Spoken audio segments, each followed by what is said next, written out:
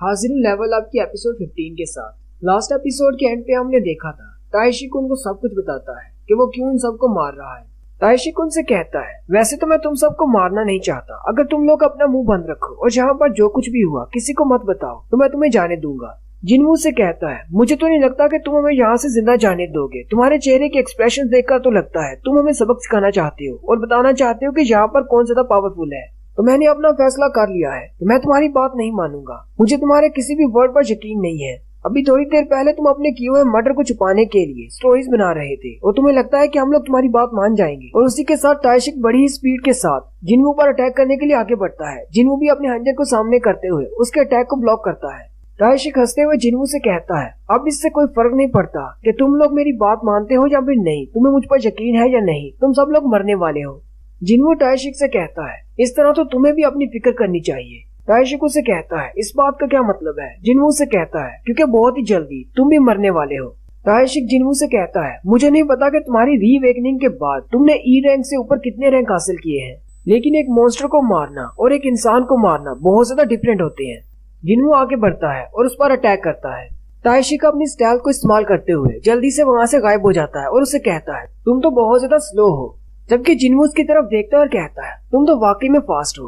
वो दोनों बहुत ही स्पीड के साथ फाइट कर रहे होते हैं। मिस्टर सॉन्ग उनकी तरफ देखते हैं और कहते हैं, मुझे तो कुछ दिखाई भी नहीं दे रहा, ये दोनों तो बहुत ज्यादा फास्ट हैं। मिस्टर सॉन्ग जिनवू की तरफ देखते हैं और कहते हैं, ये तो बिल्कुल भी वो बच्चा नहीं लग रहा जिसे मैं जानता था। ताइशिक कहता है, मैंने जो पैसे लिए हैं वो तो बहुत ही कम है, मुझे इस जॉब के लिए और ज्यादा पैसे लेने चाहिए थे, लेकिन मुझे क्या पता था कि एक सी रैंक की डंजन में मुझे तुम जैसे हंटर से सामना करना पड़ेगा। ताइशिक सोचता है, हम दोनों की स्पीड तो बिल्कुल सेम लेवल पर पहुंच चुकी है। ताइशिक जिनवू से कहता है, अगर ये तुम्हारी फास्टेस्ट स्पीड है तो तुम बहुत ज्यादा स्लो हो, क्योंकि मेरी स्पीड अभी तुमने देखी ही नहीं। जूही जो कि जिनवू के पीछे होती है, वो अपनी मैजिकल पावर्स को इस्तेमाल करते हुए जिनवू को एक बूस्ट देती है। ताइशिक कहता है, मैं तो पहले इस बी रैंक की हंटर को मारना चाहता था, क्योंकि मुझे पता था ये मेरे लिए मसला क्रिएट करेगी। जूही के बूस्ट के बाद जिनवू की स्पीड काफी ज्यादा बढ़ जाती है और वो दोनों फिर से फाइट करना शुरू कर देते हैं।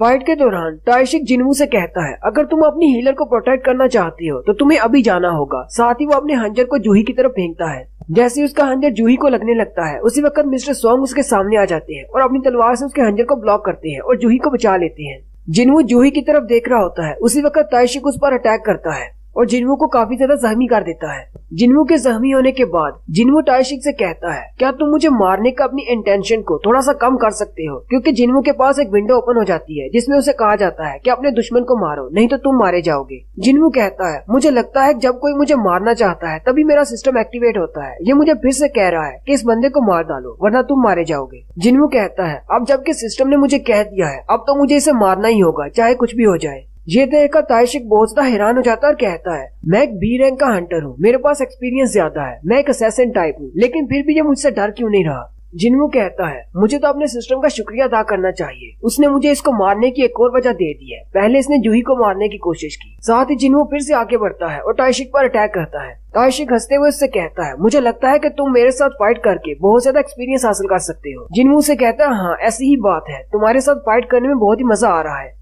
साथ ही जिनवू अपनी स्पीड स्किल को एक्टिवेट करता है और अपनी स्पीड को 30% इंक्रीज कर लेता है और तेजी के साथ आगे बढ़ते हुए ताइशिक पर अटैक करता है। ताइशिक हैरान हो जाता है और कहता है, इसकी स्पीड तो पहले से भी बढ़ गई है, कहीं ये भी स्किल्स का इस्तेमाल तो नहीं कर रहा। जिनवू ताइशिक पर अटैक करते हुए उसके पीछे चला जाता है। ताइशिक के चेहरे पर एक छोटा सा कट लगता है। अब क्योंकि जिनवू के वेपन में पैरालिसिस इफेक्ट है, जैसे ही उसकी बॉडी पर कट लगता है पैरालिसिस का इफेक्ट एक्टिवेट हो जाता है।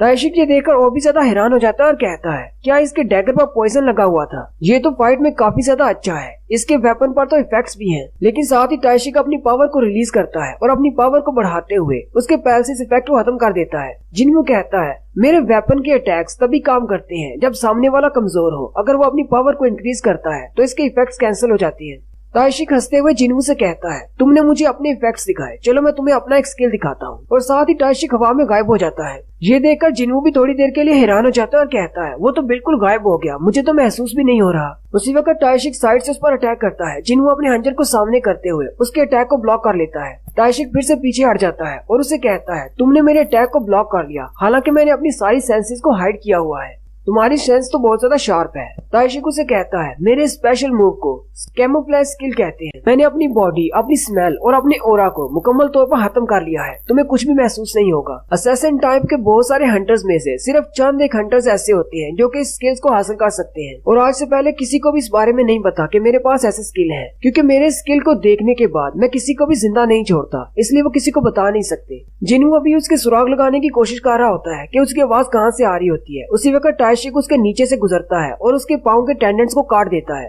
जिससे जिन्हू के पैर बेकार हो जाते हैं। जिन्हू वहीं पर चिल्लाना शुरू कर देता है। ताइशिक जिन्हू से कहता है अगर बी रैंक की हीलर तुम्हें डायरेक्टली हील करे तो तुम शायद हील हो सकते हो, लेकिन जितनी दूर वो अभी खड़ी है वहाँ से तुम्हें हील नहीं कर पाएगी। जूही जैसी आगे बढ़ने लगती है, ताइशिक उसे कहता है अगर तुमने आगे बढ़ने की कोशिश की तो उससे पहले मैं तुम्हें मार डालूंगा। वहीं पर चुपचाप खड़ी रहो, जब तुम्हारी बारी आएगी मैं तुम्हें भी मार डालूंगा। जूही वहीं पर डर कर खड़ी हो जाती है। मिस्टर सोंग कहते हैं मैं तो बाहर से मदद भी नहीं बुला सकता, और अगर इसी तरह चलता रहा जिन्हू का बहुत ज्यादा ब्लड बह जाएगा और उसका स्टेमिना भी खत्म हो जाएगा और वो मर जाएगा। मिस्टर सोंग अपनी तलवार उठाते हैं और कहते हैं चलो मैं उसके लिए थोड़ा सा टाइम तो बाई कर सकता हूँ ताकि वो अपनी बॉडी को हील कर सके। जैसे वो आगे बढ़ने लगते हैं, ताइशिक उनसे कहता है क्या तुम्हें लगता है कि मेरे स्किल के सामने तुम्हारी ये कमजोर बॉडी टिक पाएगी? तुम अब बुढ़े हो चुके हो, तुम तो अपनी नॉर्मल स्पीड पर भी नहीं पहुँच सकते।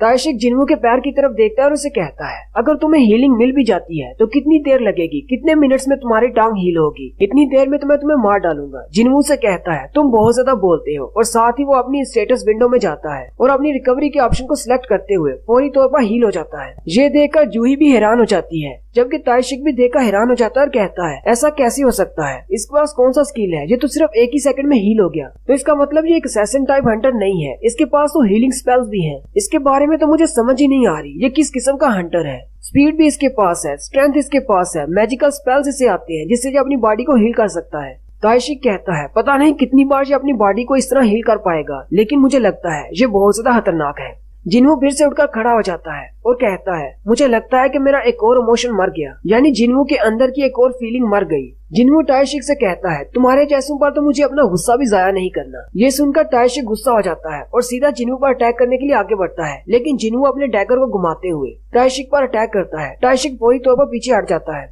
ताइशिक अब की बार हैरान हो जाता है और कहता है क्या ये वाकई में मेरे कैमोफ्लेज के अंदर से देख सकता है? ताइशिक जल्दी से पीछे की तरफ जंप करता है और उसे कहता है तुमने मेरी गर्दन पर वार किया, लेकिन जरा भी हिचकिचाए नहीं। इसका मतलब तुम पहले भी किसी इंसान को मार चुके हो। मुझे लगता है कि हम दोनों सेम हैं। हम दोनों ही पहले किसी इंसान को मार चुके हैं और अब किसी इंसान को मारने में हमें डर नहीं लगता।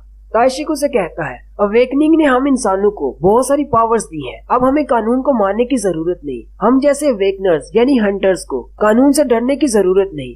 अगर हम लोग पावरफुल हैं तो हम ही कानून हैं। साथ ही ताइशिक उसे कहता है इसीलिए मैं अपनी फुल पावर तुम्हें दिखाता हूँ, और वो गायब होकर जिन्हू पर अटैक करने के लिए आगे बढ़ता है। जिन्हू अपनी जगह पर खड़ा होता है और वहीं से खड़े खड़े वो अपने डैगर की मदद से उसके सारे अटैक्स को ब्लॉक कर रहा होता है।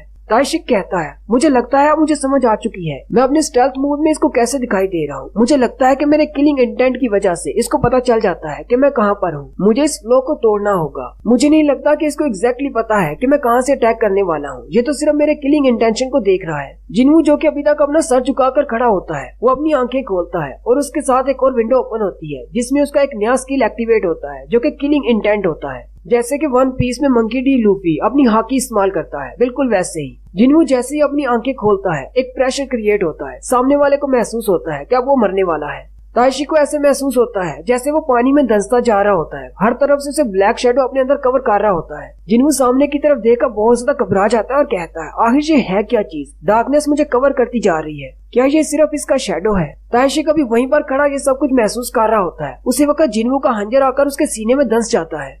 ताइशिक के मुंह से ब्लड निकलना शुरू हो जाता है। ताइशिक उसे कहता है आखिर तुम हो क्या चीज? ताइशिक की पूरी बॉडी ब्लड से कवर होती है और वो नीचे बैठ जाता है। ताइशिक उसे कहता है मैं कमजोर हूँ, इसलिए मुझे पता है कि अब मेरी मौत आ चुकी है, लेकिन मरने से पहले मैं तुमसे एक सवाल पूछना चाहता हूँ। तुम हो क्या? क्या तुम एक असैसिन टाइप हंटर हो जिसके पास हीलिंग स्पेल्स हैं? इसके अलावा तुम्हारे पास बहुत सारे अदर स्किल्स हैं। तुम हो क्या चीज? मैंने इस तरह का हंटर पहले कभी नहीं देखा। जिन्हू उसे कहता है मुझे भी नहीं पता मैं क्या हूँ। ताइशिक उसे कहता है अगर तुम मुझे नहीं बताना चाहते तो कोई बात नहीं, लेकिन इस तरह बहुत सारे सीक्रेट्स रखकर तुम भी खुद को बचा नहीं पाओगे। और साथ ही जिन्हू का पैरालिसिस इफेक्ट और ब्लीड इफेक्ट एक्टिवेट हो जाती है। ताइशिक हंसते हुए उससे कहता है तुम अपने स्किल्स को और ज्यादा नहीं छुपा पाओगे जबकि तुमने मुझे मार डाला है। जिन्हों से कहता है अच्छा ठीक है मैं तुम्हें बताता हूँ, मैं एक ऐसा हंटर हूँ जो अपनी हर फाइट के बाद लेवल अप हो जाता हूँ। जिन्हों ताइशिक से कहता है तुम्हें क्या लगता है कि आने वाले वक्त में मैं कितना ज्यादा स्ट्रॉन्ग बन सकता हूँ।